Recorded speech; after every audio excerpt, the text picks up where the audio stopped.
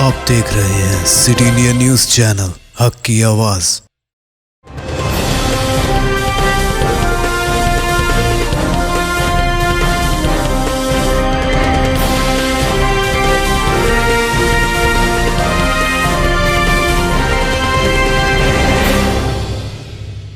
السلام علیکم، میں ہوں شیخ عمر۔ سٹی انڈیا نیوز میں آپ تمام کا خیر مقدم ہے۔ آئیے دیکھتے ہیں بین الاقوامی خبریں۔ پاکستانی روپیہ امریکی ڈالر کے مقابلے کم ترین سطح پر۔ گرتی ہوئی معیشت اور گرتی ہوئی کرنسی کے درمیان پاکستانی روپیہ امریکی ڈالر کے مقابلے میں اپنی قدر میں مسلسل کمی کا شکار رہا، جو انٹر بینک مارکیٹ میں ڈالر کے مقابلے میں 227 روپے 88 پیسے تک گر گیا۔ یہ تازہ کمی اس وقت آئی جب حکومت بین الاقوامی مالیاتی فنڈ یعنی IMF کے ساتھ اپنے 6.5 بلین امریکی ڈالر کے قرضہ پروگرام کی بحالی کے لیے اپنی بات چیت میں کوئی پیش رفت کرنے میں ناکام رہی۔ IS نے کابل میں مہلک بم دھماکے کی ذمہ داری قبول کر لی۔ اسلامک اسٹیٹ دہشت گرد گروپ یعنی IS روس میں ممنوعہ یعنی کابل میں افغان وزارت خارجہ کی عمارت کے باہر ہونے والے مہلک دھماکے کی ذمہ داری قبول کر لی ہے۔ کابل پولیس کمانڈ کے سربراہ خالد زدان نے بدھ کو بتایا کہ وزارت کے باہر ایک سڑک پر دھماکہ ہوا جس میں 5 شہری ہلاک ہوئے۔ تاہم اسپوتنک کے ذرائع نے ہلاکتوں کی تعداد 21 بتائی ہے۔ اطالوی ہیلتھ چیریٹی ایمرجنسی کے مطابق 40 سے زائد افراد زخمی ہوئے، جس کے افغانستان میں کنٹری ڈائریکٹر نے کہا کہ ہلاکتوں کی تعداد اب بھی بڑھ رہی ہے اور ایمرجنسی کا سرجیکل سینٹر پر اس کا کافی اثر پڑا ہے۔ طالبان دہشت گردی کے لیے اقوام متحدہ کی پابندیوں کے تحت اس نے دھماکے کا الزام کسی گروپ پر نہیں لگایا، لیکن وعدہ کیا کہ ذمہ داروں کو ڈھونڈ کر انصاف کے دائرے میں لایا جائے گا۔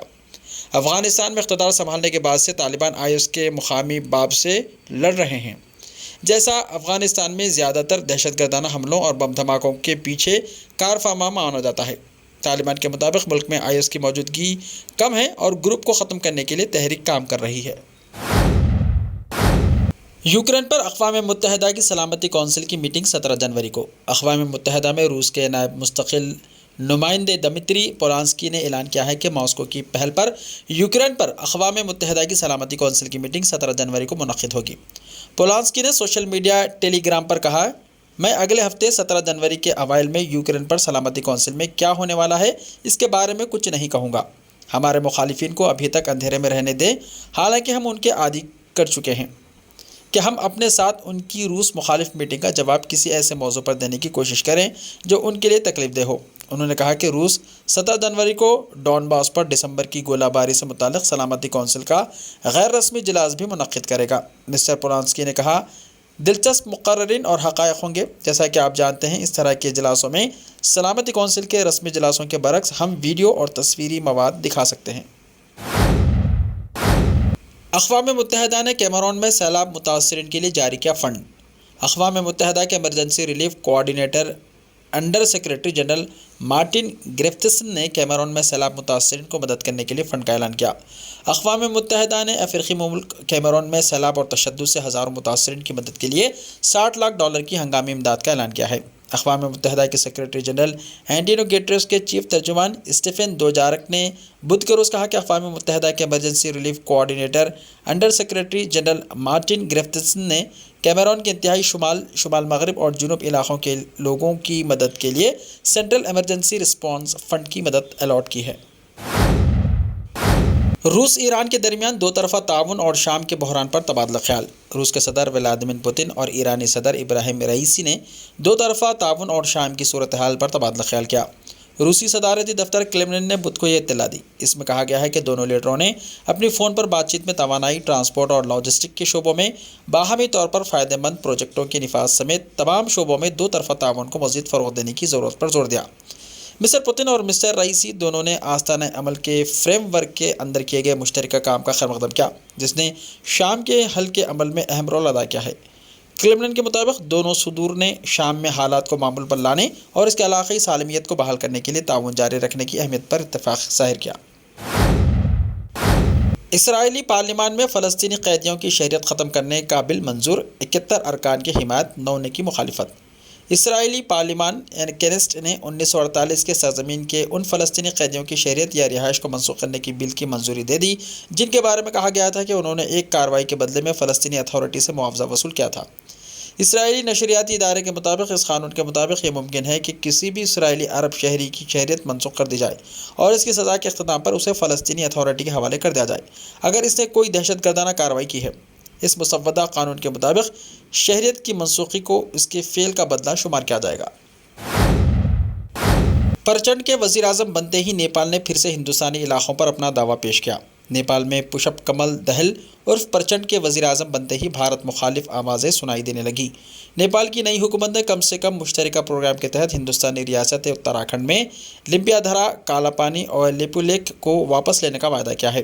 نیپال کے نئے وزیر اعظم پشپ کمل دہل پرچنڈ کو چین کے قریب سمجھا جاتا ہے۔ اب پرچنڈ کے وزیر اعظم بننے کے بعد بھارت مخالف نیپالی قوم پرستی دوبارہ شروع ہو گئی ہے۔ نیپال کی نئی حکومت کے جوائنٹ منیمم پروگرام کے تحت جاری کردہ دستاویزات میں کہا گیا ہے کہ ہندوستان کالا پانی، لیمپولیک اور لمپیدیارہا علاقوں پر غیر قانونی قبضہ ہے۔ وعدہ کیا گیا ہے کہ نئی حکومت ان علاقوں کو واپس لائے گی۔ ایسے ہی تازہ ترین خبروں کے لیے دیکھتے رہیے سٹی انڈیا ٹی وی۔ تو ملتے ہیں کل، تب تک کے لیے اپنا خیال رکھیے۔ اللہ حافظ۔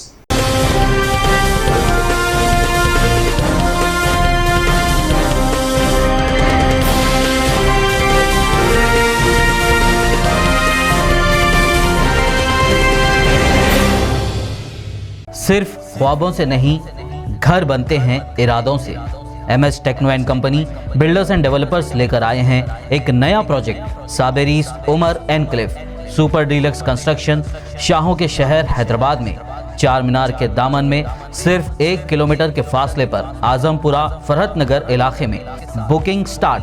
مزید تفصیلات کے لیے رابطہ کریں 9959023786 9959023786 9581528002 9493854625.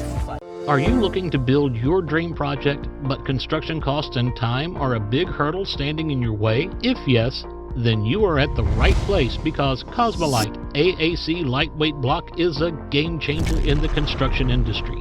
Our innovative technologies and highly experienced team can help your dreams come true.